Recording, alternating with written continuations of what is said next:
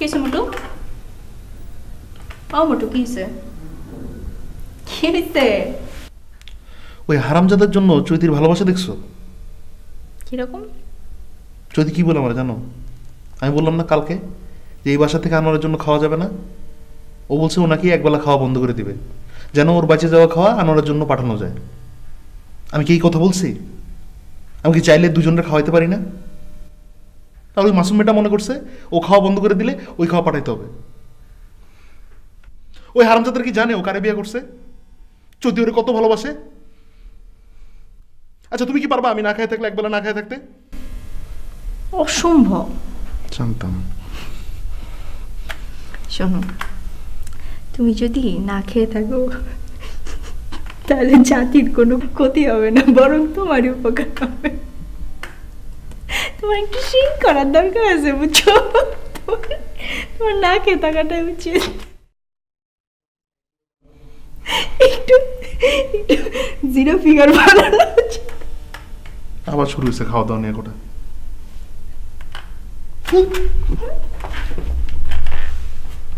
কেন বাবু? বাবু বলা বন্ধ করো। তুমি এত কিছু করার পরও যে আমি এখানে আসছি এটাই তো বেশি।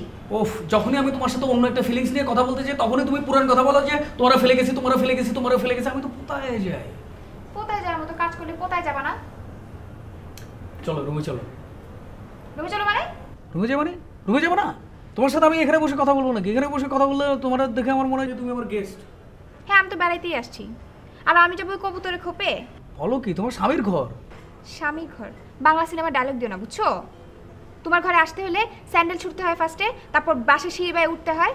আই বিয়ের আগে কি বলছিলা তুমি বলো তো? বলছিলা না তুমি আমাকে খাওয়ার পরে রাখতে পারবা? বলছিলা না? হ্যাঁ। তুমি বলছিলা না যে তুমি আমার দেখাশোনা করতে পারবা? হ্যাঁ। আর কি চাপাবাজি করছিলা যে তুমি ব্যবসার বাণিজ্য দেখতেছো? হ্যাঁ, ওই লোকটাই তো আমার এই যে 50% সম্পত্তির 50% যদি দিয়ে দেয় তাহলে তো সবকিছু আমার হয়ে যায়। চিন্তা কি? তাহলে আগে বলতা তোমার ব্যবসা 50%। আচ্ছা ঠিক আছে, আমার সাথে কিছু করতে হবে না, কোনো প্রেম করতে হবে না, তুমি শুধু জাস্ট বউ হিসেবে কটা ভাত খাওয়াই দাও। ভাত খাওয়া দাও? সব কত? নিজের হাতে খাও। ওকে ফাইন, শুধু এক লোকমা ভাত খাওয়াই দাও। তোমাকে খাওয়াই দিই, তুমি আমাকে এক লোকমা, তুমি আমাকে একটু খাওয়াই দাও, আমি তোমাকে একটু খাওয়াই দিই, তুমি একটু খাওয়াবা।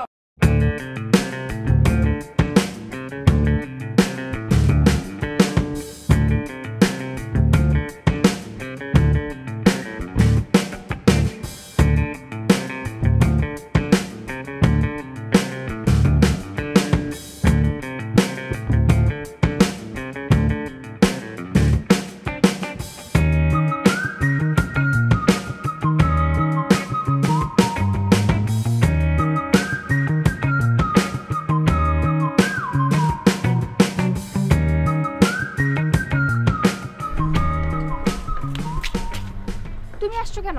তোমার সাথে দেখা করতে আসছি। তুমি জানো না ভাইয়া বাসায় আছে? এত রিস্ক নিয়ে তুমি আসছো কিসের জন্য? তো থাকলে কি, আমি আসি আমার বউর সাথে দেখা করতে, তার সমস্যা কোন জায়গায়? দেখো, তোমার সাথে আমার একটু দেখা, ওইটাও কি তুমি বন্ধ করতে চাও? বলো, কত কষ্ট করে ম্যানেজ করছি। আমি তোমার সাথে দেখা করতে আসলে, আমার বউর সাথে দেখা করতে আসলে তার সমস্যাটা কোন জায়গায়? আমার নিয়ে তার কমপ্লেন্ট কি, অভিযোগ কোন জায়গায়? যে আমি পড়াশোনা করি নাই তো? ও তো বিকম ফেল করছে। বিকম ফেল করে ও কি ব্যবসা বাণিজ্য দেখতেছে?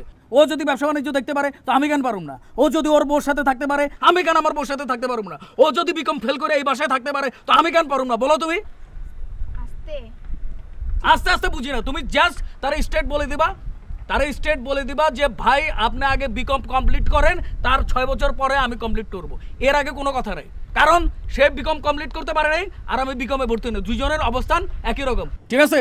আর আজকে থেকে আমার অনশন ধর্মঘট, আমি খাওয়া দাওয়া ছেড়ে দিলাম আর আমার অবস্থানও পরিবর্তন করলাম। খাওয়া দাওয়া বন্ধ করে দিবা? হ্যাঁ, বন্ধ করে দেবো। এবং আমি তোমার সাথে এই বাসায় যদি থাকতে পারি থাকুম, আর নাহলে তোমার সাথেও আমি থাকুম না। কই যাবা তুমি? আমি যেদিকে চাই ওদিকে চলে যাবো। আমি এরকম জীবন যেমন চাই না। কই যাবা তুমি? যা নাও যাবো।